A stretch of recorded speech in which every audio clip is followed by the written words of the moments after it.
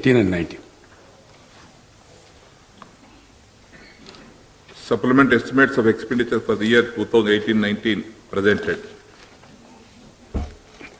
Now I request the Honorable Chief Minister to present the annual financial statement budget, vote on account for 2019-2020. గౌరవ అధ్యక్ష,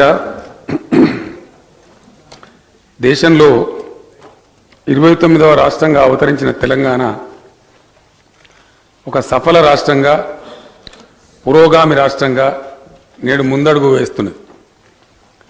స్వల్ప కాలంలోనే అనేక ప్రతికూలతలను అధిగమించి సామాజిక ఆర్థిక పునాదిని పటిష్టపరుచుకుంటూ దేశానికి ఆదర్శంగా నిలవడం ఒక అద్భుతం. ఈ ప్రగతి ప్రస్థానాన్ని కొనసాగించే క్రమంలో నేడు 2019-20 ఆర్థిక సంవత్సరానికి తెలంగాణ రాష్ట్రం యొక్క ఓట్ ఆన్ అకౌంట్ బడ్జెట్ను ప్రవేశపెడుతున్నాను. ఇది తెలంగాణ రాష్ట్రానికి 6వ బడ్జెట్. 2014లో రాష్ట్రం ఏర్పడినప్పుడు అన్ని రంగాల్లో వెనుకబాటుతనం ఆవహించి ఉంది. ఎటువైపు చూసినా సవాళ్లే స్వాగతం పలికాయి. సమైక్య పాలన తెచ్చిన దుష్పరిణామాలు రాష్ట్రం ఏర్పడిన తర్వాత కూడా మనల్ని వేధించాయి. తీవ్రమైన కరెంటు కొరతతో పారిశ్రామిక ప్రగతిలో ప్రతికూల పరిస్థితి నెలకొన్నది. వ్యవసాయం సంక్షోభంలో కూరుకుపోయింది. రైతుల ఆత్మహత్యలు, చిన్నాభిన్నమైన గ్రామీణ ఆర్థిక వ్యవస్థ, ముందుకు సాగని నీటిపారుదల ప్రాజెక్టులు, చెదిరిపోయిన చెరువులు, వలస కలువులు, వలసపోయే ప్రజలు, గుక్కెడు నీళ్ల కోసం కూడా అలమటించే దౌర్భాగ్యం. ఇది రాష్ట్రం ఏర్పడే నాటికి తెలంగాణ సామాజిక ముఖచిత్రం. ఈ పరిస్థితిని మార్చేందుకు పట్టుదలతో ప్రయత్నాలు ప్రారంభించాం. తెలంగాణ పునర్నిర్మోసం కోసం సాగిన ప్రయాణంలో భగవంతుడి నుంచి దీవెనలు, ప్రకృతి నుంచి అనుకూలతలు, ప్రజల నుంచి సంపూర్ణ సహకారం లభించాయి. మొదటి 4.5 ఏళ్లలో తలపెట్టిన కార్యక్రమాలు అనుకున్న పందాలో సాగి అద్భుతమైన విజయాలు సాధించాయి. అతి తక్కువ సమయంలోనే అతి ఎక్కువ అభివృద్ధి, సంక్షేమ పథకాలు ప్రవేశపెట్టిన రాష్ట్రంగా తెలంగాణ చరిత్ర సృష్టించింది. విద్యుత్ సంక్షోభాన్ని విజయవంతంగా పరిష్కరించి చీకట్ల నుంచి వెలుగుల వైపు ప్రస్థానం సాగింది. అన్ని రంగాలకు 24 గంటల పాటు నాణ్యమైన విద్యుత్ సరఫరా చేసుకోగలుగుతున్నాం. వ్యవసాయ రంగ సమస్యలను ఒకటొకటిగా పరిష్కరిస్తూ రైతాంగంలో నెలకొన్న నైరాశ్యాన్ని తొలగించుకోగలిగాం. బలహీన వర్గాల ప్రజలకు ప్రత్యేక ఆర్థిక ప్రేరణ ఇవ్వడం ద్వారా తెలంగాణ రాష్ట్ర ప్రభుత్వం వారిలో కొత్త ఉత్సాహాన్ని నింపింది. ప్రజల జీవితాల్లో వెలుగు నింపడం ద్వారా వచ్చే ఆనందం ప్రభుత్వ సంకల్పాన్ని మరింత బలోపేతం చేస్తుందని, శక్తి సామర్థ్యాలను ఇనిమడింపజేస్తుందని తెలియజేస్తున్నాను. తెలంగాణ అనుసరిస్తున్న సమగ్ర ప్రగతి ప్రణాళిక నేడు దేశంలో చర్చకు కేంద్ర బిందువుగా మారింది. నిన్నటి దాకా గుజరాత్, కేరళ లాంటి రాష్ట్రాల అభివృద్ధి నమూనా గురించే చర్చ జరుగుతుండేది. కానీ నేడు వాటి స్థానంలో తెలంగాణ మోడల్ గురించి చర్చ జరుగుతుందంటే మనందరి హృదయం గర్వంతో ఉప్పొంగుతుంది. కేవలం మేనిఫెస్టోలో పేర్కొన్న కార్యక్రమాల అమలుకు పరిమితం కాకుండా పేర్కొనని అనేక కార్యక్రమాలు కూడా అమలు చేయడం ద్వారా ప్రభుత్వం కొత్త రికార్డులు నెలకొల్పింది. ఇవాళ తెలంగాణ ప్రభుత్వం అమలు చేస్తున్న ప్రగతి సంక్షేమ కార్యక్రమాల ఫలాలు చవి చూడని కుటుంబమేది రాష్ట్రంలో లేదనడం అతిశయోక్తి కాదు. అందుకనే గత ఎన్నికల్లో ప్రజలు టీఆర్ఎస్ పార్టీని అత్యధిక మెజార్టీతో మళ్లీ గెలిపించి ప్రభుత్వంపై తమకున్న అచంచల విశ్వాసాన్ని వేణువుల్లా చాటారు. సమైక్య పాలన చివరి 2 ఏళ్లలో అనగా 2012-13, 2013-14లలో తెలంగాణ ప్రాంత జీఎస్డీపీ వృద్ధి రేటు దేశ సగటు కన్నా తక్కువగా ఉండేది. ఆ 2 సంవత్సరాలలో దేశ సగటు వృద్ధి రేటు 5.9% ఉండగా తెలంగాణ ప్రాంత సగటు వృద్ధి రేటు కేవలం 4.2%గా నమోదైంది. అయితే తెలంగాణ రాష్ట్రం ఏర్పడిన తర్వాత 2018-19లో వృద్ధి రేటు 2 రెట్లు కన్నా ఎక్కువగా అంటే 10.6%గా నమోదైంది. 5 సంవత్సరాల అనతి కాలంలో ఈ చెప్పుకోదగ్గ అభివృద్ధి మా ప్రభుత్వ విధానాలకు పనితీరుకు నిదర్శనం. ప్రస్తుత ధరలలో రాష్ట్ర స్థూల దేశీయ ఉత్పత్తి వృద్ధి 2016-17లో 14.2% ఉంటే 2017-18లో 14.3% పెరిగింది. ఇదే ధోరణి కొనసాగిస్తూ 2018-19లో తెలంగాణ 15% వృద్ధి సాధించనున్నది. ఇది దేశ అభివృద్ధి రేటు 12.3% కన్నా ఎక్కువ. 2018-19 కాలంలో రాష్ట్ర జీఎస్డీపీ 8,66,875 కోట్ల రూపాయలుగా అంచనా వేస్తున్నాం. 2018-19లో ప్రస్తుత ధరలలో జీఎస్డీపీ ప్రాథమిక రంగం 10.9% వృద్ధి రేటును నమోదు చేస్తుందని అంచనా వేస్తున్నాం. ముఖ్యంగా విద్యుత్ పరిస్థితిలో మెరుగుదల, సాగునీటి సౌకర్యాల పునరుద్ధరణ, గొర్రెల పంపిణీ, మత్స్యకారులకు చేపపిల్లల సరఫరా, రైతులకు పెట్టుబడి మద్దతు కారణంగా ఈ వృద్ధి సాధ్యపడింది. పారిశ్రామిక ఉత్పత్తి రంగాలలో చెప్పుకోదగ్గ పెరుగుదలను కనపరిచింది. 2018-19లో ప్రస్తుత ధరలలో 14.9%గా పెరుగుదల రేటు నమోదయ్యే అవకాశం ఉంది. ఈ పెరుగుదల కోతలు లేని విద్యుత్ సరఫరా, టీఎస్ ఐపాస్, సులభతర వాణిజ్యంలో మెరుగుదల, నైపుణ్యం కలిగిన మానవ వనరుల లభ్యత వల్ల సాధ్యమైంది. తృతీయ రంగం అంటే సేవా రంగం 15.5% చెప్పుకోదగిన పెరుగుదల నమోదవుతుందని ఆశిస్తున్నాం. తలసరి ఆదాయం 2017-18లో రాష్ట్ర తలసరి ఆదాయంగా ఉన్న 1,81,102 రూపాయలు 2018-19 సంవత్సరానికి 2,06,107 రూపాయలకు చేరుకోనున్నది. తద్వారా వృద్ధి రేటు 13.8% పెరుగుదలను సూచిస్తున్నది. ఇది జాతీయ వృద్ధి 8.6% కంటే చాలా ఎక్కువ. సమైక్య రాష్ట్రంలో జరిగిన జీవన విధ్వంసం అనేక మందిని అసహాయులుగా మార్చింది. వారికి గత ప్రభుత్వాలు వృద్ధాప్య పెన్షన్ కింద కొన్నాళ్ళు 75 రూపాయలు, మరికొన్నాళ్ళు 200 రూపాయలు మాత్రమే విధిలించి వృద్ధులను ఎంతో ఉద్ధరించినట్టు ప్రచారం చేసుకున్నాయి. ప్రభుత్వాలు విధిలించిన ఆ తక్కువ మొత్తం ఏ చిన్న అవసరం తీర్చుకోవడానికి కూడా సరిపోయేది కాదు. ఇది సరైన విధానం కాదని భావించి అసహాయులందరినీ ఆదుకునే విధంగా తెలంగాణ ఏర్పడిన వెంటనే వృద్ధులు, వితంతువులు పెన్షన్లను 200 రూపాయల నుంచి 1000 రూపాయలకు పెంచాం. దివ్యాంగుల పెన్షన్ను 1500 రూపాయలకు పెంచాం. నేను నా విద్యార్థి దశలో దుబ్బాకలో చేనేత, బీడీ కార్మికుల ఇళ్లలో ఉండి చదువుకున్నాను. బీడీలు చుట్టే తల్లులు అనుభవించే దుర్భర వేదనను నేను దగ్గర నుంచి గమనించాను. అందుకే వారి వేదన తీర్చాలని ఎక్కడ ఎవరు డిమాండ్ చేయకుండానే ప్రతి నెల 1000 రూపాయల జీవన భృతిని బీడీ కార్మికులకు ప్రకటించాను. తోడులేని ఒంటరి స్త్రీ సమాజంలో పడే పాట్లు చెప్పనలవి కావు.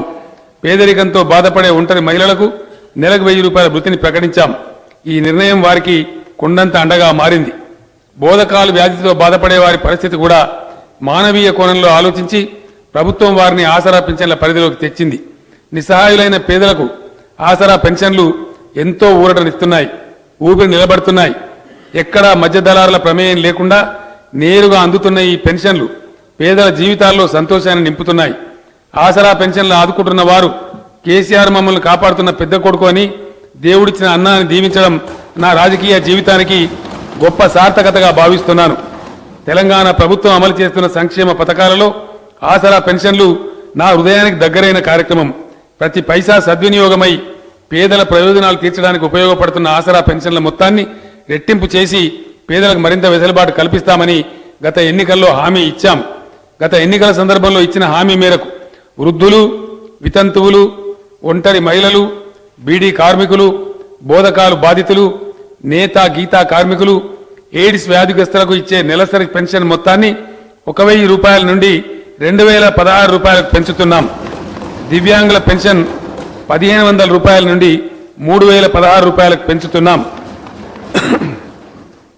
వృద్ధాప్య పెన్షన్కు కనీస అర్హత వయస్సు 65 సంవత్సరాల నుండి 57 సంవత్సరాలకు తగ్గించి పెంచిన పెన్షన్ను అందిస్తామని ప్రకటిస్తున్నాను. ఆసరా పెన్షన్ల కోసం ఈ బడ్జెట్లో 12,067 కోట్ల రూపాయలు ప్రతిపాదిస్తున్నాం. రేషన్ షాపుల ద్వారా అందించే బియ్యంపై గత ప్రభుత్వాలు అమలు చేసిన కోటా పరిమితిని తెలంగాణ ప్రభుత్వం ఎత్తివేసింది. ప్రతి ఒక్కరికి 6 కిలోల చొప్పున, కుటుంబంలో ఎంతమంది ఉంటే అంతమందికి రూపాయికి కిలో చొప్పున రేషన్ బియ్యం సరఫరా చేస్తున్నది. విద్యార్థులందరికీ హాస్టళ్లలో మధ్యాహ్న భోజన పథకంలో సన్న బియ్యంతో వండిన అన్నం పెడుతున్నది. బియ్యం సబ్సిడీల కోసం ఈ బడ్జెట్లో 2,744 కోట్ల రూపాయలను ప్రతిపాదిస్తున్నాం. పేద ఆడపిల్ల పెళ్లి తల్లిదండ్రులకు భారం కాకుండా ఉండేందుకు ప్రభుత్వం కళ్యాణ లక్ష్మి షాదీ ముబారక్ కార్యక్రమాన్ని చేపట్టింది. 1,116 రూపాయల ఆర్థిక సాయం అందిస్తున్నది. ఇప్పటి వరకు కళ్యాణ లక్ష్మి ద్వారా 3,28,923 మంది, షాదీ ముబారక్ ద్వారా 1,08,702 మంది సహాయం పొందారు. కళ్యాణ లక్ష్మి పథకం పేదలకు ఆర్థికంగా అండనివ్వడంతో పాటు సామాజిక సంస్కరణకు దోహదపడింది. 18 సంవత్సరాలు నిండిన వారే ఈ పథకానికి అర్హులనే నిబంధన పెట్టడం ద్వారా బాల్య వివాహాలు గణనీయంగా తగ్గాయి. కళ్యాణ లక్ష్మి షాదీ ముబారక్ పథకానికి ఈ బడ్జెట్లో 1,450 కోట్ల రూపాయలు ప్రతిపాదిస్తున్నాం. ఎన్నికల్లో ఇచ్చిన హామీ మేరకు నిరుద్యోగులకు ప్రతి నెల 3,016 రూపాయల నిరుద్యోగ భృతి అందివ్వాలని ప్రభుత్వం నిర్ణయించింది. ఈ పథకం అమలు కోసం విధి విధానాల రూపకల్పన చేయవలసిందిగా అధికారులను ఆదేశించాం. నిరుద్యోగ భృతి అందివ్వడం కోసం ఈ బడ్జెట్లో 1,810 కోట్ల రూపాయలను ప్రతిపాదిస్తున్నాం. ఎస్సీ ఎస్టీ వర్గాల జనాభా నిష్పత్తికి అనుగుణంగా ప్రత్యేక ప్రగతి నిధిని ఏర్పాటు చేస్తూ చేసిన చట్టాన్ని ప్రభుత్వం 2 ఏళ్లుగా పకడ్బందీగా అమలు చేస్తున్నది. ఈ నిధిలో ఒక ఏడాదికి కేటాయించిన నిధులు ఖర్చు కాకుంటే ఆ నిధులను మరుసటి ఏడాదికి బదలాయింపు జరిగేలా చట్టంలో నిబంధన చేసింది. ఎస్సీ ఎస్టీల ప్రయోజనాల పరిరక్షణ కోసం ఇంత ఆదర్శవంతమైన చట్టం దేశంలో మరే రాష్ట్రంలోనూ లేదు. ఈ ఏడాది కూడా ఎస్సీ ఎస్టీల ప్రగతి కోసం ప్రత్యేక నిధిని కేటాయిస్తున్నాం. 2019-20 బడ్జెట్లో షెడ్యూల్డ్ కులాల ప్రగతి నిధికి 16,581 కోట్ల రూపాయలు ప్రతిపాదిస్తున్నాం. షెడ్యూల్ తెగల ప్రగతి నిధికి 9,827 కోట్ల రూపాయలు ప్రతిపాదిస్తున్నాం. ఎస్సీ ఎస్టీల సమగ్రాభివృద్ధికి చేపట్టిన కార్యక్రమాలన్నీ మైనార్టీ వర్గాలకు చెందిన ప్రజలకు కూడా అందించాలని ప్రభుత్వం విప్లవాత్మకమైన నిర్ణయం తీసుకున్నది. మైనారిటీ డెవలప్మెంట్ కార్పొరేషన్ ద్వారా ప్రభుత్వ ఉపాధి అవకాశాలను మెరుగుపరిచింది. మైనార్టీలకు విద్యపై ప్రత్యేక శ్రద్ధ పెట్టిన ప్రభుత్వం గత 4 ఏళ్లలో 206 గురుకుల విద్యా సంస్థలను ప్రారంభించింది. కార్పొరేట్ స్కూళ్ల స్థాయిలో అంతర్జాతీయ నాణ్యతా ప్రమాణాలతో నిర్వహిస్తున్న ఈ గురుకులాల ద్వారా మైనార్టీలకు చెందిన భావితరాలు గొప్పగా ఎదుగుతున్నాయి. రంజాన్, క్రిస్మస్ వేడుకలను ప్రభుత్వం అధికారికంగా నిర్వహిస్తున్నది. 6 లక్షల మందికి కొత్త దుస్తులను పంపిణీ చేస్తున్నది. ప్రార్థనా మందిరాలలో విందులు ఏర్పాటు చేస్తున్నది. మసీదుల్లో ప్రార్థన చేసే ఇమాం మౌజన్లకు 5,000 రూపాయల భృతిని అందిస్తున్నది. మైనార్టీల అభివృద్ధి కోసం ఈ వార్షిక బడ్జెట్లో 2,004 కోట్ల రూపాయలు ప్రతిపాదిస్తున్నాం. వ్యవసాయ రంగ సమస్యల పరిష్కారంలో తెలంగాణ రాష్ట్రం దేశానికే దిక్సూచిగా నిలిచింది. తెలంగాణ ప్రభుత్వం ప్రవేశపెట్టిన పథకాలను యావత్ దేశం వేనోల్లా కొనియాడుతున్నది. రైతు బంధు, రైతు బీమా పథకాలు, భూ రికార్డుల ప్రక్షాళన, రైతులను సంఘటితపరిచేందుకు సమన్వయ సమితుల ఏర్పాటు తదితర కార్యక్రమాల ద్వారా తెలంగాణ ప్రభుత్వం వ్యవసాయ రంగంలో నూతన ఉత్సవాన్ని నెలకొల్పింది. రైతు పక్షపాత ప్రభుత్వంగా తెలంగాణ దేశంలో గొప్ప గుర్తింపును సాధించింది. రైతులు ప్రభుత్వంపై పెట్టుకున్న నమ్మకాన్ని వమ్ము చేయకుండా పూర్తి స్థాయి నిబద్ధతతో వ్యవసాయ రంగ అభివృద్ధికి పాటుపడతాం. పండిన పంటకు మద్దతు ధరను సాధించేందుకు ఫుడ్ ప్రాసెసింగ్ యూనిట్లను రాష్ట్ర వ్యాప్తంగా రైతుల భాగస్వామ్యంతో నెలకొల్పబోతున్నాం. తెలంగాణ ఏర్పడగానే ప్రభుత్వం వ్యవసాయ రంగం సమస్యల పరిష్కారానికి నడుం బిగించింది. మొదట తక్షణ ఉపశమన చర్యలకు పూనుకున్నది. 2014 నాటి ఎన్నికల హామీకి కట్టుబడి 35,29,000 మంది రైతులకు సంబంధించిన 16,124 కోట్ల రూపాయల పంట రుణాలను ప్రభుత్వం మాఫీ చేసింది. సకాలంలో ఎరువులు, విత్తనాలను అందించింది. ఎరువుల కోసం లైన్లు కట్టి పడుగాపులు గాయాల్సిన దుస్థితిని పూర్తిగా రూపుమాపింది. నకిలీ విత్తనాలు, కల్తీ ఎరువుల తయారీదారులపై ఉక్కుపాదం మోపింది. మార్కెటింగ్ శాఖను బలోపేతం చేసింది. పెద్ద ఎత్తున గోదాముల నిర్మాణం చేపట్టింది. తెలంగాణ ఏర్పడే నాటికి 4.17 లక్షల టన్నుల నిల్వ సామర్థ్యం కలిగిన గోదాములు మాత్రమే ఉండేవి. తెలంగాణ ప్రభుత్వం కొత్తగా 364 గోదాములు నిర్మించి 22.50 లక్షల టన్నుల నిల్వ సామర్థ్యం కలిగిన గోదాములను అందుబాటులోకి తెచ్చింది. రెండో వైపు శాశ్వత పరిష్కారాల దిశగా ప్రభుత్వం అడుగులు వేసింది. సాగునీటి సమస్యను శాశ్వతంగా పరిష్కరించడం కోసం భారీ ప్రాజెక్టుల నిర్మాణం చేపట్టింది. సమైక్య పాలనలో ధ్వంసమైన చెరువులను ప్రభుత్వం యుద్ధ ప్రాతిపదికన పునర్నిర్మిస్తున్నది. రైతులకు 24 గంటల పాటు నాణ్యమైన విద్యను ఉచితంగా సరఫరా చేస్తున్న ఏకైక రాష్ట్రం యావత్ దేశంలో తెలంగాణ రాష్ట్రం మాత్రమే అని సగర్వంగా తెలియజేస్తున్నాను. రైతుల పరిస్థితి చక్కబడేంత వరకు అన్ని విధాలా ప్రభుత్వం వారిని ఆదుకుంటుంది. అందుకనే గత ఎన్నికల్లో కూడా పంట రుణాల మాఫీ హామీ ఇచ్చాం. ఈ ఇచ్చిన మాట కట్టుబడి 2018 డిసెంబర్ 11 నాటికి ఉన్న ₹1,00,000 వరకు పంట రుణాలను మాఫీ చేయడానికి కార్యాచరణ సిద్ధం చేశాం. ఈ ఏడాది బడ్జెట్లో రైతు రుణమాఫీ కోసం 6,000 కోట్ల రూపాయలు ప్రతిపాదిస్తున్నాం. పంట కాలంలో పెట్టుబడి కోసం రైతులు అక్కడ ఇక్కడ చేయి చాచడంతోనే రుణ బాధలకు బీజం పడుతున్నది. ఆ ప్రారంభ దశలోనే తగిన సహాయం లభిస్తే వారికి అప్పుల ఊబిలో చిక్కుకోకుండా కాపాడగలుగుతామని ఆలోచించి రైతు బంధు పథకాన్ని రూపుదిద్దాం. ఈ పథకం ద్వారా రైతులకు పంట పెట్టుబడి కోసం ఏటా ఎకరానికి 8,000 రూపాయలు ప్రభుత్వం ఉచితంగా అందజేస్తున్నది. రైతు బంధు పథకాన్ని ఐక్యరాజ్య సమితి ప్రశంసించడం మనందరికీ గర్వకారణం. రైతు బంధు పథకం దేశంలో ఇప్పుడు ఓ రోల్ మోడల్ పథకంగా మారింది. అశోక్ గులాటి, అరవింద్ సుబ్రహ్మణ్యన్, రమేష్ చంద్ లాంటి ప్రముఖ వ్యవసాయ ఆర్థిక నిపుణులు వ్యవసాయ సంక్షోభానికి రైతు బంధు తరహా పథకమే పరిష్కారమని పేర్కొనడం తెలంగాణ ప్రభుత్వ నిర్ణయానికి లభించిన గొప్ప ప్రశంస. తెలంగాణ రైతుల పెట్టుబడి సమస్యను తీర్చించిన రైతు బంధు నేడు జాతీయ ఎజెండాగా మారింది. చాలా రాష్ట్రాలు ఈ పథకాన్ని అమలు చేస్తున్నాయి. ఇటీవల కేంద్ర ప్రభుత్వం ప్రకటించిన కిసాన్ సమ్మాన్ యోజనకు రైతు బంధు పథకమే ప్రేరణ.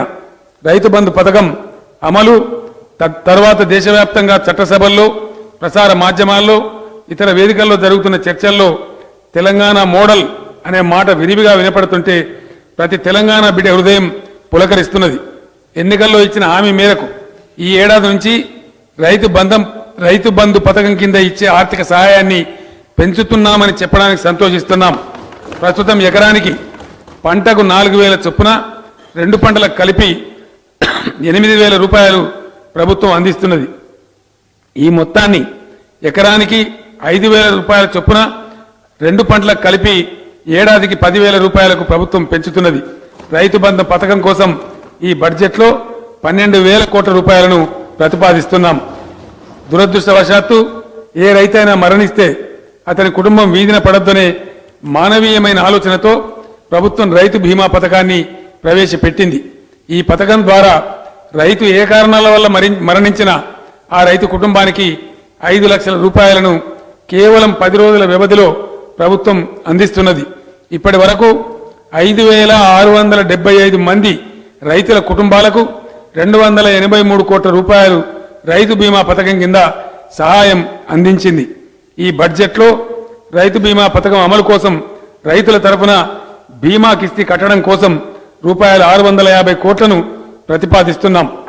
భూ వివాదాలను శాశ్వతంగా పరిష్కరించడం కోసం, భూ రికార్డుల నిర్వహణ పారదర్శకంగా ఉండడం కోసం దేశంలో మరే రాష్ట్ర ప్రభుత్వం కూడా చేయని సాహసం తెలంగాణ ప్రభుత్వం చేసింది.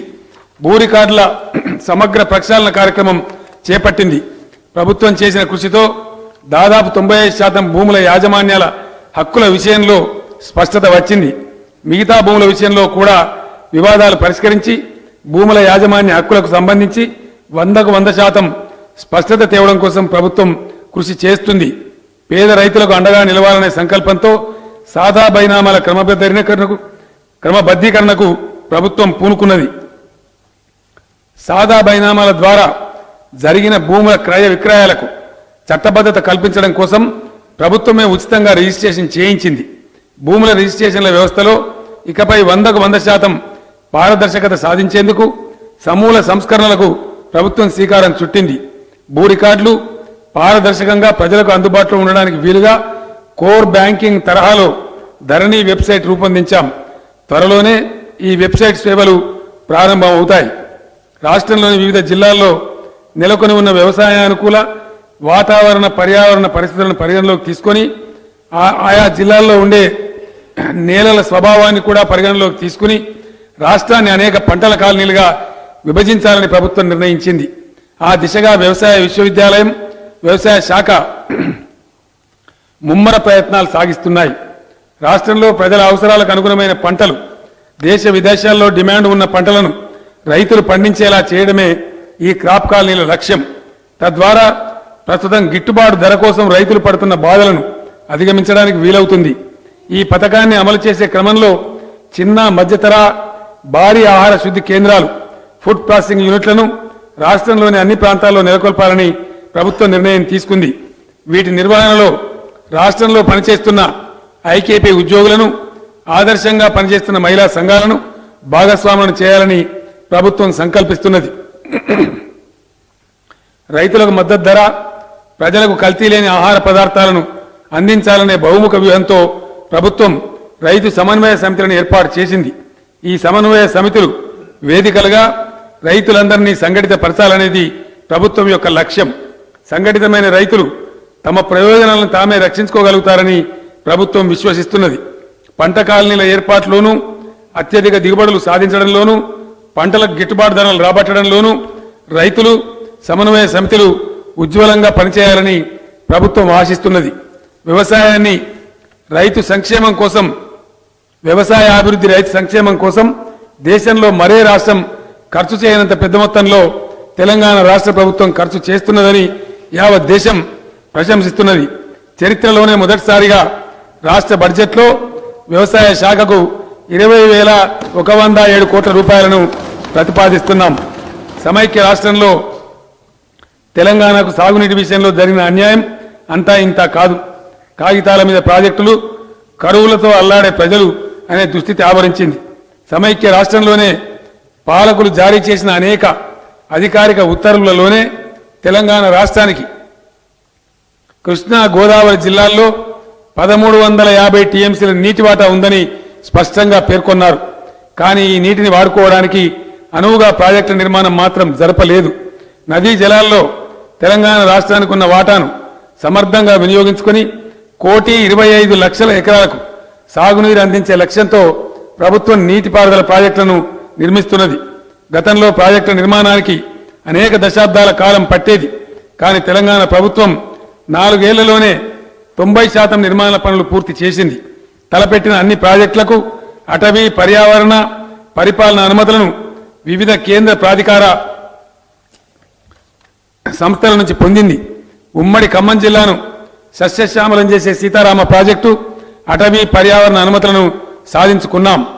పాలమూరు, రంగారెడ్డి ఎత్తిపోతల పథకానికి కూడా చాలా వరకు అనుమతులు లభించాయి. మిగిలిపోయిన కొన్ని అనుమతులు సాధించడానికి కృషి జరుగుతున్నది. తెలంగాణ వరదాయిని, కాళేశ్వరం ప్రాజెక్టు పనులు జరుగుతున్న తీరును స్వయంగా పర్యవేక్షించిన కేంద్ర జల సంఘం, కేంద్ర ఆర్థిక సంఘం ప్రభుత్వ కృషిని ఎంతగానో కొనియాడాయి. కాళేశ్వరం ప్రాజెక్టు ద్వారా ఈ ఏడాది వర్షాకాలంలోనే రైతులకు నీరు అందివ్వడానికి ప్రభుత్వం ముమ్మర ప్రయత్నాలు చేస్తున్నది. రాష్ట్రంలో ప్రారంభించిన అన్ని ప్రాజెక్టులను ఈ 5 ఏళ్ల కాలంలో పూర్తి చేసి తెలంగాణను సస్యశ్యామలం చేసేందుకు ప్రభుత్వం కృత నిశ్చయంతో పనిచేస్తున్నది. మిషన్ కాకతీయ ద్వారా ఇప్పటి వరకు 4 దశల్లో 20,171 చెరువుల పునరుద్ధరణ పూర్తి అయింది. ఈ చెరువుల్లో నీటి నిల్వ సామర్థ్యం పెరిగి తద్వారా భూగర్భ జలమట్టం గణనీయంగా పెరిగింది. సాంప్రదాయ నీటి వనరులను పునరుద్ధరించే మిషన్ కాకతీయ పథకం దేశవ్యాప్తంగా ప్రశంసలు పొందింది. రాష్ట్రంలోని చెరువులన్నీ నింపడానికి వీలుగా గొలుసు కట్టు పునరుద్ధరించేందుకు ప్రభుత్వం ప్రణాళికను సిద్ధం చేసింది. రాష్ట్రంలో 12,150 గొలుసు కట్టుల కింద 27,800 చెరువులు ఉన్నాయి. గొలుసు కట్టులోని మొదటి చెరువు నిండి పారే నీరు క్రమంగా చివరి చెరువు దాకా చేరే విధంగా కాలువలను బాగుపరిచేందుకు ప్రణాళికను సిద్ధం చేశాం. ఈ ఏడాది నుంచే కాలువల ద్వారా చెరువులు నింపే కార్యక్రమం ప్రారంభించబోతున్నాం. వర్షం ద్వారా సహజంగా వచ్చి చేరే నీరు, ప్రాజెక్టుల ద్వారా ఎత్తిపోసే నీరు, ఇంకా పడవాటు నీళ్లు అన్ని చెరువులకు చేరేలా కాలువల పునరుద్ధరణ పనులు చేపట్టబోతున్నాం. 2019-20 బడ్జెట్లో నీటిపారుదల శాఖకు 22,500 కోట్ల రూపాయలు ప్రతిపాదిస్తున్నాం. సమైక్య పాలనలో తెలంగాణ గ్రామీణ ఆర్థిక వ్యవస్థ చిన్నాభిన్నమైపోయింది. సామాజిక జీవిక చెదిరిపోయింది. వ్యవసాయం పట్ల నిర్లక్ష్యం, కుల వృత్తుల పట్ల అనాదరణ కారణంగా గ్రామీణ జీవితం అల్లకల్లోలమైంది. వృత్తి నైపుణ్యం కలిగిన తెలంగాణ బిడ్డలు పట్టణాలు, పరదేశాలు వెళ్లి బతకాల్సిన దుస్థితిలోకి నెట్టివేయబడ్డారు. ఈ పరిస్థితిలో మార్పు రావడం కోసం ప్రభుత్వం ప్రత్యేక కార్యాచరణను రూపొందించింది. వివిధ కుల వృత్తులకు తగిన ఆర్థిక ప్రేరణ అందించి వాటికి పునరుత్తేజం కలిగించేందుకు చిత్తశుద్ధితో ప్రయత్నిస్తున్నది. గొర్రెల పెంపకాన్ని అభివృద్ధి చేసి గొల్ల కుర్మలకు ఆదాయాన్ని సమకూర్చే బృహత్తర పథకాన్ని తెలంగాణ ప్రభుత్వం అమలు చేస్తున్నది. గొర్రెలు పెంచే ప్రతి కుటుంబానికి 20 గొర్రెలు ఒక పొట్టేలును 75% సబ్సిడీతో ప్రభుత్వం పంపిణీ చేస్తున్నది. ఇప్పటి వరకు రాష్ట్రంలో 3,58,000 మందికి 75 లక్షల గొర్రెల పంపిణీ జరిగింది. ఈ గొర్రెలు ఇప్పటి వరకు 55 లక్షల గొర్రె పిల్లలను పునరుత్పత్తి చేశాయి. 2,600 కోట్ల రూపాయల సంపద గొల్ల కుర్మలకు సమకూరింది. గంగపుత్ర ముదిరాజ్ కులాల వారితో పాటు బోయ కులస్తులు చేపలు పట్టడంపై ఆధారపడి జీవిస్తున్నారు. అన్ని జలాశయాల్లో మత్స్యకారుల ద్వారా చేపల పెంపకానికి చర్యలు తీసుకున్నాం. ఇప్పటి వరకు మత్స్యకారులకు 128 కోట్ల చేప పిల్లలను 4.27 కోట్ల రొయ్య పిల్లలను ప్రభుత్వం ఉచితంగా సరఫరా చేసింది. తమ వృత్తి ద్వారా ప్రజలకు విశేష సేవ చేస్తూ జీవిస్తున్న నాయి బ్రాహ్మణులకు రజకులకు ప్రత్యేక సహకారాన్ని ప్రభుత్వం అందిస్తున్నది. విశ్వకర్మలుగా పిలువబడే ఔసుల, కమ్మరి, కంచరి, వడ్రంగి శిల్పకారులకు, బట్టలు కుట్టి జీవించే మేర కులస్తులకు, కుమ్మరి పని వారికి, తదితర కులవృత్తుల వారందరికీ అవసరమైన ఆర్థిక సహకారం, పరికరాల పంపిణీ చేయాలని ప్రభుత్వం నిర్ణయించింది. గీత కార్మికులకు చెట్ల రకం, చెట్ల పన్నును ప్రభుత్వం రద్దు చేసింది. నేతన్నల దయనీయ స్థితికి చలించిన ప్రభుత్వం వీరిని కష్టాల నుంచి శాశ్వతంగా గట్టించడానికి త్రిముఖ వ్యూహం రూపొందించింది. 1. ప్రభుత్వం కొనుగోలు చేసే వస్త్రాల ఆర్డర్లను చేనేత పని వారికి ఇవ్వడం. 2.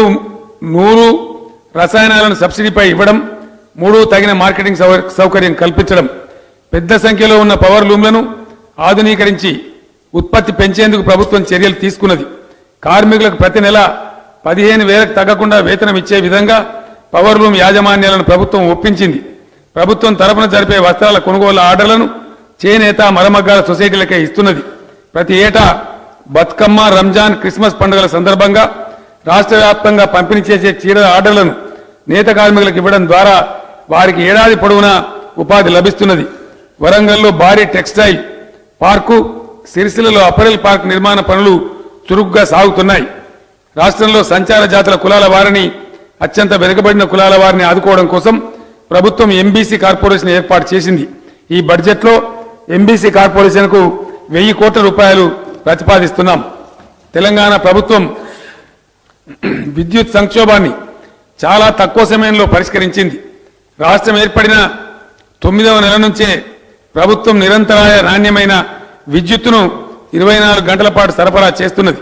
రాష్ట్రాన్ని మిగులు విద్యుత్ రాష్ట్రంగా మార్చేందుకు 28,000 మెగావాట్ల స్థాపిత విద్యుత్ సామర్థ్యం లక్ష్యంగా తలపెట్టిన కొత్త విద్యుత్ ప్లాంట్ల నిర్మాణం శరవేగంగా జరుగుతున్నది.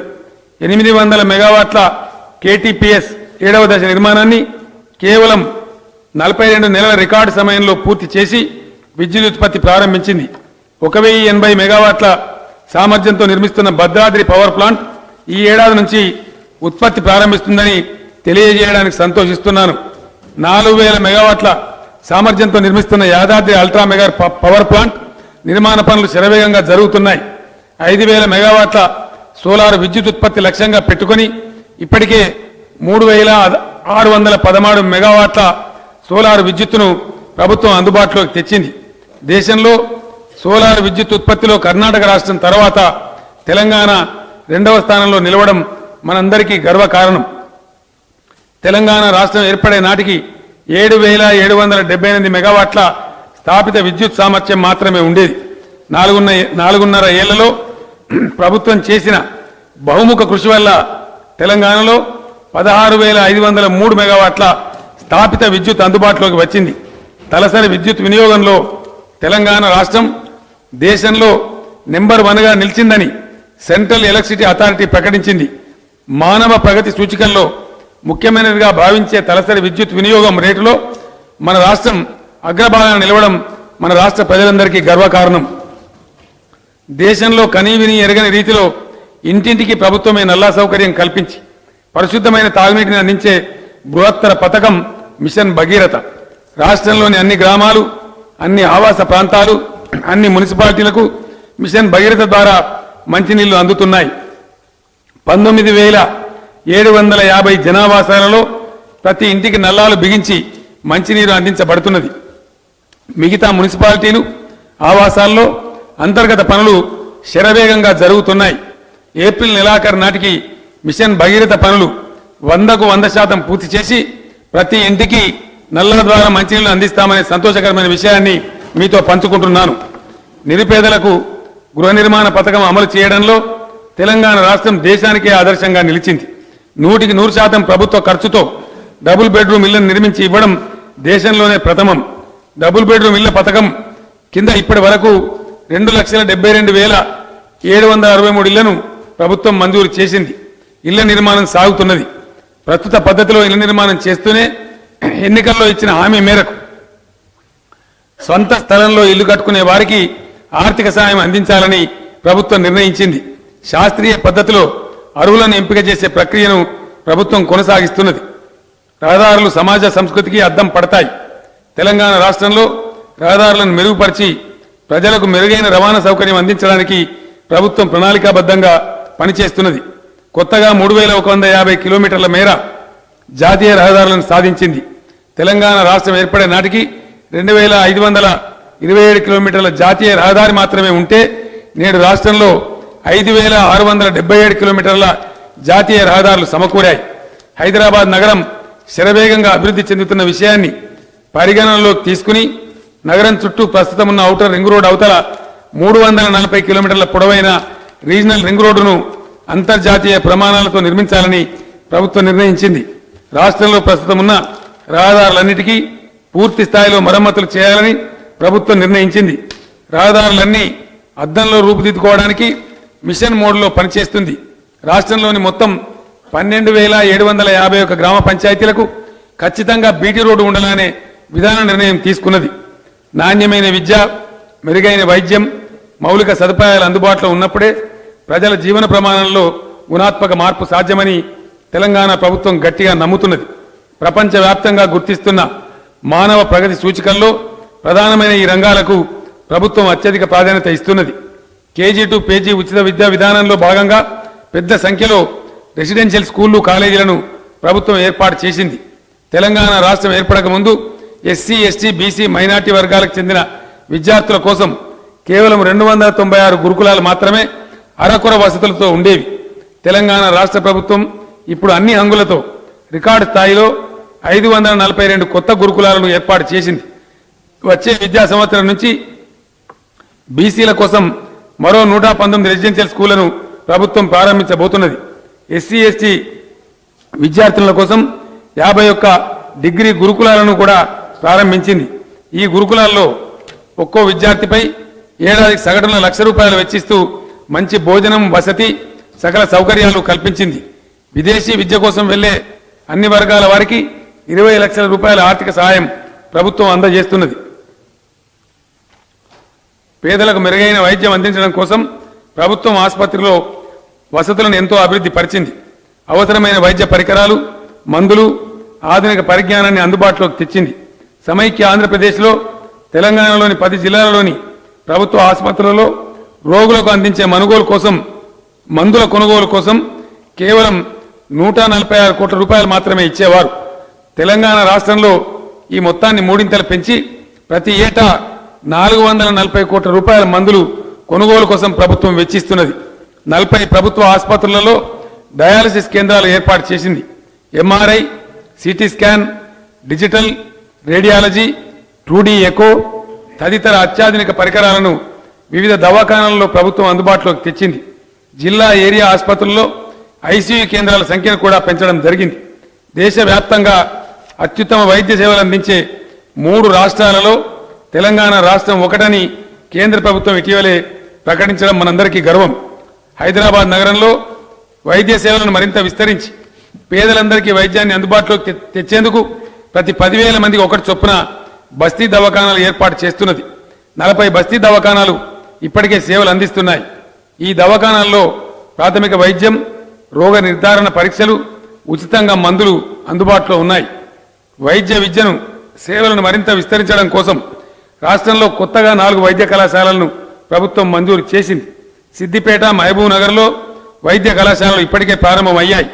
సూర్యాపేట, నల్లగొండలో వచ్చే విద్యా సంవత్సరం నుంచి ప్రారంభమవుతాయి. ఆసుపత్రుల్లో మరణించిన వారి మృతదేహాలను ఉచితంగా తరలించడానికి ప్రభుత్వం పరమపద వాహనాలను ప్రవేశపెట్టింది. ఈ సదుపాయం దేశంలో మరెక్కడా లేదు. మహిళలు గర్భవతులుగా ఉండే దశ చాలా సున్నితమైనటువంటిది. అత్యంత జాగ్రత్తగా ఆ సమయంలో వారిని కనిపెట్టుకుని కాపాడుకోవాలి. కానీ పేదరికం కారణంగా ఆ దశలోనూ మహిళలు కుటుంబం గడపడం కోసం కూలీ పనులకు పోవాల్సి రావడం తల్లి బిడ్డలకు ప్రమాదకరం. గర్భవతులైన మహిళలకు ఉపాధి సమస్య ఎదురు కాకూడదని ఆ సమయంలో వారు కోల్పోయిన ఆదాయాన్ని ప్రభుత్వమే అందించాలని సంకల్పించాం. ఆ ఆలోచన నుంచి జనించిందే కేసీఆర్ కిట్స్ పథకం. కేసీఆర్ కిట్స్ పథకానికి 3 లక్ష్యాలున్నాయి. ఒకటి, అవాంఛనీయ ఆపరేషన్లకు అడ్డుకట్ట వేయడం, ప్రభుత్వ ఆసుపత్రుల్లో సురక్షిత ప్రసవాలు జరపడం, గర్భం దాల్చిన సమయంలో కోల్పోయిన ఆదాయాన్ని ప్రభుత్వమే అందించడం, ప్రసూతి మరణాలు లేకుండా చేయడం. ఈ పథకం కింద నిరుపేద గర్భిణీలకు 12,000 రూపాయలు ప్రభుత్వం చెల్లిస్తున్నది. ఆడపిల్లను ప్రసవించిన తల్లికి ప్రోత్సాహకంగా మరో 1,000 రూపాయలు ప్రభుత్వం అదనంగా చెల్లిస్తున్నది. దీంతో పాటు నవజాత శిశువులకు బాలింతలకు కావలసిన 16 రకాల వస్తువులతో కూడిన 2,000 రూపాయల విలువైన కిట్ను కూడా అందిస్తున్నది. ఈ పథకం అమలు తర్వాత ఆసుపత్రుల్లో జరిగే ప్రసవాలు 33 నుంచి 49% పెరిగాయి. తెలంగాణ ఏర్పడే నాటికి శిశు మరణాల రేటు ప్రతి 1000 మందికి 39గా ఉంటే అది నేడు 28కి తగ్గింది. మాతా మరణాల రేటు కూడా 91 నుంచి 70కి తగ్గింది. ప్రజలకు కంటి సమస్యల పట్ల అవగాహన కలిగించడంతో పాటు కంటి వైద్యాన్ని వారి ముంగిట్లోకి తీసుకురావాలన్న లక్ష్యంతో ప్రభుత్వం ప్రారంభించిన కంటి వెలుగు కార్యక్రమం దిగ్విజయంగా కొనసాగుతున్నది. ఇప్పటి వరకు ఈ శిబిరాల ద్వారా 1,52,00,000 మందికి ప్రభుత్వం పరీక్షలు జరిపింది. 50 లక్షల మందికి కంటి అద్దాలు అందించింది. Cataract, glaucoma, retinopathy, cornea disorder వంటి కంటి రుగ్మతలను వారిని గుర్తించి ఉచితంగా ఆపరేషన్లు చేయడానికి ఏర్పాట్లు చేసింది. రాష్ట్ర ప్రజలందరికీ కంటి పరీక్షలు, చికిత్సలు నిర్వహించే కార్యక్రమం ఇంత పెద్ద ఎత్తున తెలంగాణలో తప్ప దేశంలో మరెక్కడా లేదు. కంటి వెలుగు తరహాలోనే చెవి, ముక్కు, గొంతు, దంత సంబంధమైన వ్యాధి నిర్ధారణ పరీక్షలు నిర్వహించడం కోసం రాష్ట్ర వ్యాప్తంగా ప్రత్యేక శిబిరాలు ఊరూరా నిర్వహిస్తామని ఎన్నికల్లో హామీ ఇచ్చాం. ఈ హామీ నెరవేర్చేందుకు ప్రభుత్వం ఏర్పాట్లు చేస్తున్నది. వైద్య ఆరోగ్య శాఖకు ఈ బడ్జెట్లో ప్రభుత్వం 5,536 కోట్ల రూపాయలను ప్రతిపాదిస్తున్నది. ప్రజలకు పరిపాలనను మరింత చేరువ చేయడం కోసం మన రాష్ట్రంలో విప్లవాత్మకమైన పరిపాలన సంస్కరణలను విజయవంతంగా అమలు చేసుకున్నాం. దేశ చరిత్రలో ఇంత తక్కువ సమయంలో ఇంత భారీ పాలనా సంస్కరణలు మరెక్కడా జరగలేదు. మొదట 10 జిల్లాలను 31 జిల్లాలు చేసుకున్నాం. ఇటీవలే కొత్తగా నారాయణపేట, ములుగు జిల్లాలను ఏర్పాటు చేసుకున్నాం. 43 రెవెన్యూ డివిజన్ల సంఖ్యను 69కి పెంచుకున్నాం. 459 మండలాలను 584 మండలాలు చేసుకున్నాం. గతంలో 68 మున్సిపాలిటీలుంటే కొత్తగా మరో 68 మున్సిపాలిటీలను ఏర్పాటు చేసుకున్నాం. తెలంగాణలో ఇప్పుడు మొత్తం 136 మున్సిపాలిటీలు, 6 కార్పొరేషన్లు ఉన్నాయి. కొత్తగా 4,383 గ్రామ పంచాయతీలను ఏర్పాటు చేసుకోవడం ద్వారా పంచాయతీల సంఖ్య 12,751కి పెరిగింది. శాంతి భద్రతలను పర్యవేక్షించడానికి ప్రభుత్వం కొత్త పోలీస్ కమిషనరేట్లను ఏర్పాటు చేసింది. తెలంగాణ వచ్చే నాటికి రాష్ట్రంలో కేవలం 2 పోలీస్ కమిషనరేట్లు మాత్రమే ఉండేవి. ప్రభుత్వం కొత్తగా 7 పోలీస్ కమిషనరేట్లు ఏర్పాటు చేసింది. కొత్త పోలీస్ సబ్ డివిజన్లను, కొత్త సర్కిళ్లను, కొత్త పోలీస్ స్టేషన్లను ప్రభుత్వం ఏర్పాటు చేసింది. పోలీస్ సబ్ డివిజన్ల సంఖ్యను 139 నుంచి 163కు, సర్కిళ్ల సంఖ్యను 688 నుంచి 717కు, పోలీస్ స్టేషన్ల సంఖ్యను 712 నుంచి 814కు ప్రభుత్వం పెంచింది. మా తండాల్లో మా రాజ్యం, మా గూడాల్లో మా రాజ్యం అనే నినాదంతో తండాలు, గూడాలను ప్రత్యేక పంచాయతీలుగా ఏర్పాటు చేయాలని ఎస్టీలు ఎప్పటి నుంచో డిమాండ్ చేస్తున్నారు. అనేక రాజకీయ పార్టీలు ఎన్నికల మేనిఫెస్టోలో హామీ ఇచ్చారు తప్ప వారి డిమాండ్ నెరవేర్చలేదు. ఎస్టీల ప్రజల స్వపరిపాలన కలను తెలంగాణ ప్రభుత్వం నిజం చేసింది. 1,177 తండాలు, గూడాలను కొత్తగా గ్రామ పంచాయతీలుగా ఏర్పాటు చేసింది. 1,281 ఆవాస ప్రాంతాలు షెడ్యూల్ ఏరియాలో ఉండడంతో వాటిని ఎస్టీలకి రిజర్వ్ చేసింది. గ్రామాల్లో ఎస్టీల జనాభాను పరిగణనలోకి తీసుకుని రాష్ట్రంలో 688 గ్రామాలను ఎస్టీలకు రిజర్వ్ చేసింది. దీంతో ఇటీవల జరిగిన గ్రామ పంచాయతీ ఎన్నికల్లో 3146 మంది ఎస్టీలు సర్పంచులుగా ఎన్నికయ్యారు. ఇంత పెద్ద మొత్తంలో ఎస్టీలకు ప్రత్యేక పంచాయతీలను ఏర్పాటు చేసి గ్రామ పరిపాలన బాధ్యతలను ఎస్టీలకే అప్పగించే అభ్యుదయకర నిర్ణయం తీసుకున్న ప్రభుత్వంగా తెలంగాణ ప్రభుత్వం దేశ చరిత్రలో సుస్థిర స్థానాన్ని సంపాదించుకున్నదని చెప్పడానికి సంతోషిస్తున్నాను. భారతీయ ఆత్మ గ్రామాలలోనే ప్రతిఫలిస్తుందని గాంధీ మహాశయుడు పేర్కొన్నారు. గ్రామీణ ప్రాంతాల అభివృద్ధి ప్రతిపాదించిన ఆశయాలేవి తదనంతర కాలంలో ప్రభుత్వాలు పట్టించుకోలేదు. గ్రామ స్వరాజ్య భావన నినాదంగానే మిగిలిపోయింది. తెలంగాణ ప్రభుత్వం గాంధీ కోరిన గ్రామాభివృద్ధి కోసం నిర్మాణాత్మక చర్యలు ప్రారంభించింది. నూతన పంచాయతీరాజ్ చట్టానికి రూపకల్పన చేసింది. ఈ చట్టం ద్వారా స్థానిక సంస్థలకు కావాల్సిన అధికారాలను విధులను అందిస్తున్నది. గ్రామంలో పచ్చదనం పెంచడం, పారిశుద్ధ్యం నిర్వహించడం తదితర అంశాలలో బాధ్యతాయుత ప్రవర్తనను చట్టం కోరుతున్నది. బాధ్యతను విస్మరించిన వ్యక్తులను శిక్షించే అవకాశం ఈ చట్టం కల్పిస్తున్నది. ఆదర్శవంతమైన గ్రామాల రూపకల్పన లక్ష్యంగా ప్రభుత్వం పనిచేస్తుంది. గ్రామాల అభివృద్ధికి నిధుల కొరత రానియకుండా ప్రభుత్వం ప్రణాళిక సిద్ధం చేసింది. ఇటు ఫైనాన్స్ కమిషన్ ద్వారా వచ్చే నిధులు, నరేగా ద్వారా వచ్చే నిధులు, గ్రామ పంచాయతీలకు ఉన్న సొంత ఆదాయ వనరులు, ఇలా అన్ని రకాల నిధులను కలిపి రాబోయే 5 ఏళ్లలో గ్రామాల అభివృద్ధి ఖర్చు చేయాలని ప్రభుత్వం నిర్ణయించింది. 14వ ఆర్థిక సంఘం సిఫారసుల ప్రకారం గ్రామీణ ప్రాంతాల్లోని ప్రతి వ్యక్తికి ఏడాదికి 806 రూపాయల చొప్పున కేంద్రం నుంచి నిధులు అందుతాయి. అంటే తెలంగాణలోని 2,02,00,000 గ్రామీణ జనాభాకు ఏడాదికి 1,628 కోట్ల రూపాయలు కేంద్రం నుంచి వస్తాయి. దీనికి తెలంగాణ మొదటి రాష్ట్ర ఆర్థిక సంఘం నిధులు కూడా జమ చేయాల్సి ఉంటుంది. రాష్ట్ర ప్రభుత్వం తరఫున 2019-20 ఆర్థిక సంవత్సరంలో స్థానిక సంస్థలకు ఇచ్చే నిధుల విషయంలో రాష్ట్ర ఆర్థిక సంఘం ఇటీవలే మధ్యంతర నివేదిక ఇచ్చింది. అధ్యక్ష, ఇక్కడ ఒక ఎర్రాట ఇచ్చాం, దాన్ని సవరించి చదవండి. గ్రామీణ స్థానిక సంస్థలకు 1,400 కోట్ల రూపాయలు, పట్టణ స్థానిక సంస్థలకు 9,000 కోట్ల రూపాయల నిధులు ఇవ్వాలని సిఫారసు చేసింది. అయితే గ్రామాల ఆర్థిక వృద్ధికి ఎక్కువ నిధులు అవసరమని భావించిన ప్రభుత్వం రాష్ట్ర ఆర్థిక సంఘం చేసిన సిఫారసుల కన్నా ఎక్కువ మొత్తంలోనే నిధులు ఇవ్వాలని నిర్ణయించింది. కేంద్ర ఆర్థిక సంఘం రాష్ట్రానికి 1,628 కోట్ల రూపాయలు ఇస్తున్నందున రాష్ట్రం తరఫున కూడా అంతే మొత్తంలో ఇవ్వాలని ప్రభుత్వం నిర్ణయం తీసుకున్నది. దీంతో 2 ఫైనాన్స్ కమిషన్ల ద్వారా గ్రామాలకు మొత్తం 3,256 కోట్ల రూపాయలు అందనున్నాయి. అంటే ఒక్కో మనిషికి 1,606 రూపాయల చొప్పున ఫైనాన్స్ కమిషన్ నిధులు అందుతాయి. 500 జనాభా కలిగిన గ్రామానికి కూడా 8 లక్షల రూపాయల నిధులు వస్తాయి. ఇవి కాక మహాత్మా గాంధీ జాతీయ గ్రామీణ ఉపాధి హామీ పథకం కింద మరో 4,000 కోట్ల రూపాయలు అందుతాయి. పన్నుల ద్వారా గ్రామ పంచాయతీలకు మరో 700 కోట్ల రూపాయలు సమకూరుతాయి. ఈ 3 మార్గాల ద్వారా గ్రామ పంచాయతీలకు ప్రతి ఏటా దాదాపు 8,000 కోట్ల రూపాయల మేర నిధులు అందుబాటులో ఉంటాయి. 5 ఏళ్ల కాలంలో మొత్తం 40,000 కోట్లు గ్రామాభివృద్ధి కోసం ఖర్చు చేసే అవకాశం ఉంది.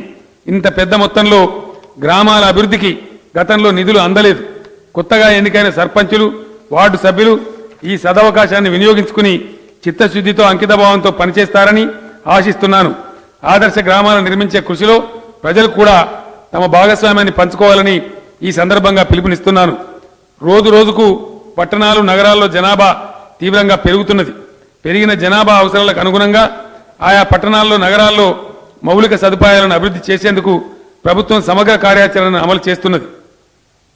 హైదరాబాద్ నగరంతో పాటు రాష్ట్రంలోని అన్ని నగరాల అభివృద్ధి కోసం మాస్టర్ ప్లాన్లు రూపొందిస్తున్నది. హైదరాబాద్ నగరాన్ని విశ్వనగరంగా మార్చే కృషి కొనసాగుతున్నది. సమైక్య రాష్ట్ర పాలకుల నిర్వాహకం వల్ల తెలంగాణలో అడవులు క్షీణించాయి. పచ్చదనం బాగా తగ్గిపోయింది. పర్యావరణ సమస్యలు తీవ్రతరమయ్యాయి. తెలంగాణ భూభాగంలో 33% పచ్చదనం సాధించేందుకు ప్రభుత్వం తెలంగాణకు హరితహారం కార్యక్రమం ఉద్యమ స్ఫూర్తితో అమలు చేస్తున్నది. ఈ కార్యక్రమం ప్రధానంగా 3 లక్ష్యాలతో కొనసాగుతున్నది. మిగిలి ఉన్న అడవులను జాగ్రత్తగా పరిరక్షించుకోవడం, కోల్పోయిన అడవిని పునరుద్ధరించడం, సామాజిక అడవుల పెంపకాన్ని పెద్ద ఎత్తున చేపట్టడం. ఈ లక్ష్యాలను సాధించడంలో భాగంగా అడవులను నరికివేసే స్మగ్లర్ల పట్ల కఠినంగా వ్యవహరించాలని ప్రభుత్వం నిర్ణయించింది. కలప స్మగ్లింగ్ ఇక ఎంత మాత్రం లాభసాటి కాదని, నష్టదాయకమని కలప స్మగ్లర్లు గుర్తించాలి. అడవుల నరికివేత మానుకుని ప్రత్యేక ఉపాధి మార్గాలు చూసుకునే వారికి ప్రభుత్వం సహకరిస్తుంది. లేని పక్షంలో తీవ్రంగా శిక్షిస్తుంది. ఇందుకోసం ప్రభుత్వం అటవీ చట్టాలను మరింత కఠినతరం చేయబోతున్నది. పర్యావరణ పరిరక్షణ కోసం పెద్ద ఎత్తున అమలు చేస్తున్న తెలంగాణకు హరితహారం క్రమంలో ప్రజలంతా ఉద్యమ స్ఫూర్తితో భాగస్వాములు కావాలని పిలుపునిస్తున్నారు. రాష్ట్రంలో పరిశ్రమల స్థాపన కోసం ముందుకు వచ్చే వారికి టీఎస్ ఐపాస్ సింగిల్ విండో విధానం ఎంతో ఆకర్షణీయంగా ఉంది. కేవలం 15 రోజుల్లోనే అన్ని రకాల అనుమతులు పరిశ్రమల స్థాపనకు లభిస్తున్నాయి. ఇప్పటి వరకు 1.41 లక్షల కోట్ల రూపాయల పెట్టుబడులతో కూడిన 8,419 పరిశ్రమలకు అనుమతులు ఇవ్వడం జరిగింది. దీంతో 8.58 లక్షల ఉద్యోగాల కల్పనకు అవకాశం ఏర్పడింది. తెలంగాణ రాష్ట్రం ఐటీ రంగంలో బలీయమైన శక్తిగా ఎదిగింది. ప్రపంచంలో హైదరాబాద్ ప్రముఖ ఐటీ హబ్గా గుర్తింపు పొందింది. రాష్ట్ర ప్రభుత్వం రూపొందించిన నూతన ఐటీ విధానంతో పాటు సింగిల్ విండో పారిశ్రామిక అనుమతుల విధానం వల్ల ఐటీ రంగంలో గణనీయమైన పెట్టుబడులు రావడం ప్రారంభమైంది. ఎన్నో దిగ్గజ కంపెనీలు తెలంగాణలో పెట్టుబడులు పెడుతున్నాయి. అంకుర పరిశ్రమలను ప్రోత్సహించేందుకు ఏర్పాటు చేసిన టీ హబ్ దేశవ్యాప్తంగా సంచలనం సృష్టించింది. ఐటీ ఎగుమతులు ఈ ఏడాది 1,00,000 కోట్ల రూపాయలకు చేరుకున్నాయి. ఐటీ పరిశ్రమను రాష్ట్రంలోని ఇతర నగరాలకు విస్తరించడంలో రాష్ట్ర ప్రభుత్వం సఫలమవుతుంది. పోలీస్ శాఖను బలోపేతం చేయడం వల్ల సమర్థవంతంగా శాంతి భద్రతల పరిరక్షణ జరుగుతున్నది.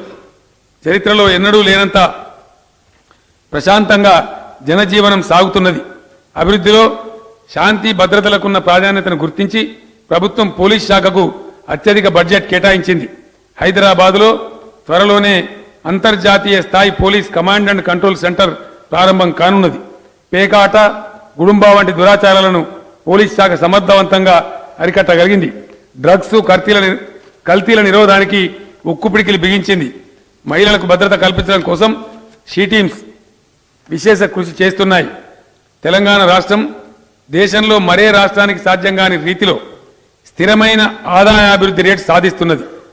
తెలంగాణ ఏర్పడిన తర్వాత మొదటి 4 సంవత్సరాలలో స్వీయ ఆర్థిక ఆదాయంలో 17.17% వార్షిక సగటు వృద్ధి సాధించింది.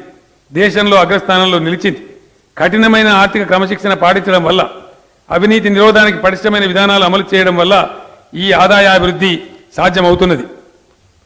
మొత్తం వ్యయంలో మూలధన వ్యయం అంటే క్యాపిటల్ ఇన్వెస్ట్మెంట్ పరంగా చూస్తే దేశంలోనే తెలంగాణ ప్రథమ స్థానంలో నిలుస్తున్నది. 2016-17 సంవత్సరం ప్రకారం తెలంగాణ రాష్ట్రం మొత్తం వ్యయంలో మూలధన వ్యయం క్యాపిటల్ ఎక్స్పెండిచర్ 28.2% ఉన్నది.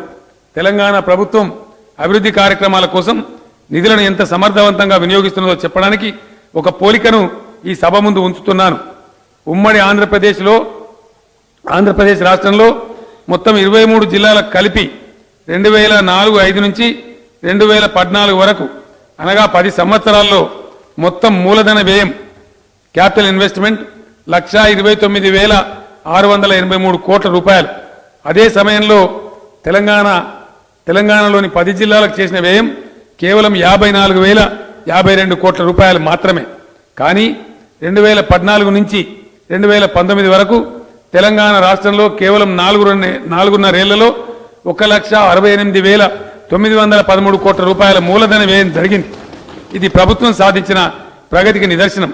ఈ స్ఫూర్తిని ఇదే విధంగా కొనసాగిస్తామని సవినయంగా సభకు తెలియజేస్తున్నాను.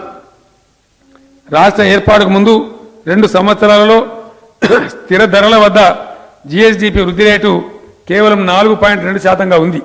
2017-18 నాటికి ఈ వృద్ధి రేటు 2 రెట్లు మించి 10.4%గా నమోదైంది. ఈ గణాంకాలను స్వయాన కేంద్ర గణాంక సంస్థ వెల్లడించింది. ప్రభుత్వం ఈసారి ఓటాన్ అకౌంట్ బడ్జెట్ ప్రవేశపెట్టడానికి ప్రత్యేక కారణాలున్నాయి. రాష్ట్ర ఏర్పాటు సమయంలో రాష్ట్రానికి రాబడిని పెంచడం, అవసరాలను తీర్చుకోవడం ఎలా అనే అంశాలపై స్పష్టమైన అంచనాలు లేవు. దాదాపు 5 సంవత్సరాల పదవీ కాలం పూర్తయిన తర్వాత ఇప్పుడు రాష్ట్ర ఆర్థిక స్థితి, సామర్థ్యం, ఆర్థిక వృద్ధి, రాష్ట్ర ప్రాధాన్యతలపై పూర్తి అవగాహన ఏర్పడింది. రాష్ట్రంలోని ఆర్థిక పరిస్థితులను దృష్టిలో పెట్టుకొని రాబోయే 5 ఏళ్ల అభివృద్ధికి సంబంధించి ప్రభుత్వం కార్యాచరణను రూపొందించింది. ఈ ప్రణాళిక ప్రకారమే ప్రతి ఏటా బడ్జెట్లో నిధులు కేటాయించాలని నిర్ణయించింది. ఈసారి కేంద్ర ప్రభుత్వం ఓటాన్ అకౌంట్ ప్రవేశపెట్టింది.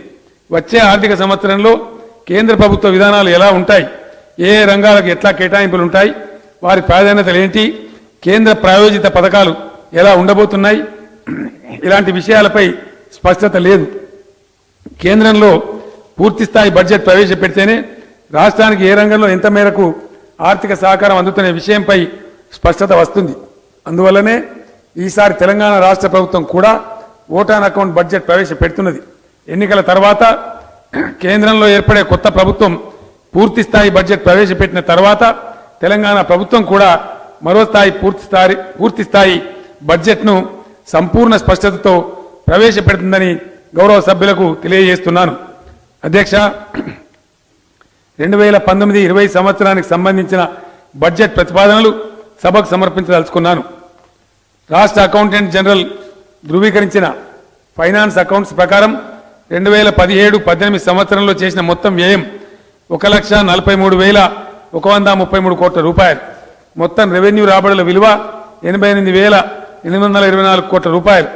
రెవెన్యూ ఖాతాలో మొత్తం ఖర్చు 85,365 కోట్ల రూపాయలు. రెవెన్యూ మిగులు 3,459 కోట్ల రూపాయలు. రాష్ట్ర ప్రభుత్వం యొక్క మొత్తం వ్యయం 1,43,133 కోట్ల రూపాయలు కాగా ఇందులో మూలధన వ్యయం 23,902 కోట్ల రూపాయలు. సవరించిన అంచనాల ప్రకారం 2018-19 సంవత్సరానికి వేసిన మొత్తం అంచనా వ్యయం 1,61,857 కోట్ల రూపాయలు. ఇందులో రెవెన్యూ వ్యయం 1,19,027 కోట్ల రూపాయలు కాగా మూలధన వ్యయం 28,053 కోట్ల రూపాయలు. సవరించిన అంచనాల ప్రకారం రెవెన్యూ ఖాతాలో మిగులు 353 కోట్ల రూపాయలు.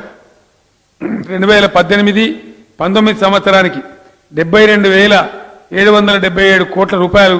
సవరించిన అంచనాలతో పోలిస్తే 2019-20 సంవత్సరానికి రాష్ట్ర సొంత రెవెన్యూ రాబడుల ప్రతిపాదనలు 94,776 కోట్ల రూపాయలు.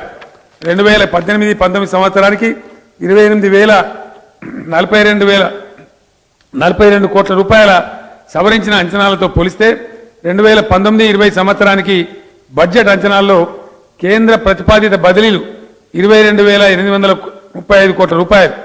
ప్రగతి పద్దు అంచనా వ్యయం 1,07,302 కోట్ల రూపాయలు కాగా నిర్వహణ పద్దు అంచనా వ్యయం 74,715 కోట్ల రూపాయలు. 2019-20 సంవత్సరానికి మొత్తం ప్రతిపాదిత వ్యయం 1,82,017 కోట్ల రూపాయలు కాగా ఇందులో రెవెన్యూ వ్యయం 1,31,628 కోట్ల రూపాయలు కాగా మూలధన వ్యయం 32,815 కోట్ల రూపాయలు. 2019-20 సంవత్సరానికి బడ్జెట్ అంచనాలలో రెవెన్యూ మిగులు 6,564 కోట్ల రూపాయలు. ఆర్థిక లోటు 27,749 కోట్ల రూపాయలు ఉంటుందని అంచనా. ఇది అంచనా వేసిన జీఎస్డీపీలో రాష్ట్ర స్థూల దేశోత్పత్తిలో 2.81%. రాష్ట్రంలో ప్రస్తుతం అమలు జరుగుతున్న అభివృద్ధి సంక్షేమ కార్యక్రమాలన్నింటినీ యథావిధిగా కొనసాగిస్తూనే ఎన్నికల్లో ఇచ్చిన హామీ మేరకు కొత్త కార్యక్రమాలను ప్రారంభించడానికి ప్రభుత్వం చర్యలు తీసుకుంటున్నది.